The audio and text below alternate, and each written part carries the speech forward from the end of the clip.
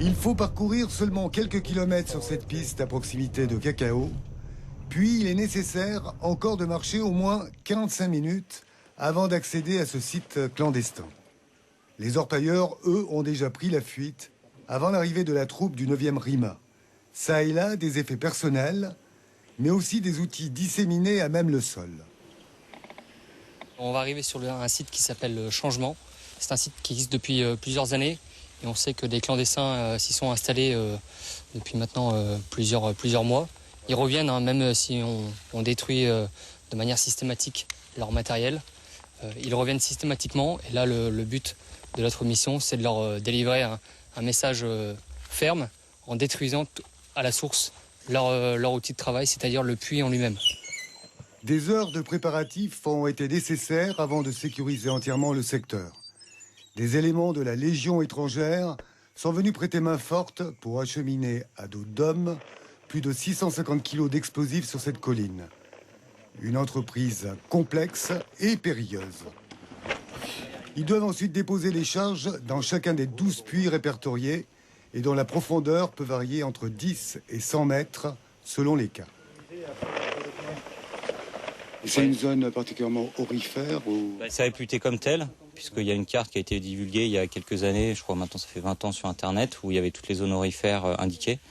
Et donc ils travaillent, comme tout le monde, ils ont Internet, ils consultent et puis ils savent, hein, c'est des zones où traditionnellement ils viennent chercher de l'or. C'est un travail de fourmi, ils sont bien équipés, ils ont des groupes électrogènes, ils ont des marteaux-piqueurs. On voit à l'extérieur des pelles-pioches, mais ça c'est vraiment pour commencer les puits, parce qu'à la fin c'est des méthodes... artisanale mais solide. Donc ils progressent assez rapidement. On sait qu'ils sortent à peu près 200 bidons par jour et par personne, ce qui est énorme. Dans le cadre de la mission Harpie, 2 inspecteurs en charge de la protection de l'environnement vérifient que les impacts de l'explosion n'aient pas de conséquences fâcheuses. Les puits sont joints entre eux par des galeries. Donc l'idée de l'explosion, c'est quand même de faire exploser la partie basse des puits. Les galeries vont donc s'affaisser et ensuite, dans le cas de l'explosion, tout ce qui est terre va foisonner vers l'extérieur pour combler la tête de puits. Donc normalement, il ne doit pas avoir de conséquences notables, mais on ne sait jamais effectivement comment se répartit les galeries. Donc il y aura un tiers pour l'ensemble des puits et un deuxième tiers de vérification. Voilà. L'orpaillage illégal a souvent pour corollaire le développement d'activités criminogènes. Ainsi, 2 doubles homicides ont eu lieu récemment à proximité du secteur. En parallèle de cette identification, nous avons pu aussi déceler une activité de type un peu plus délictuel, notamment quelques trafics.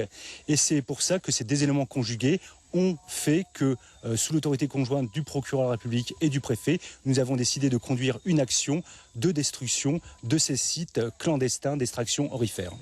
Délai 1 minute avant le déclenchement.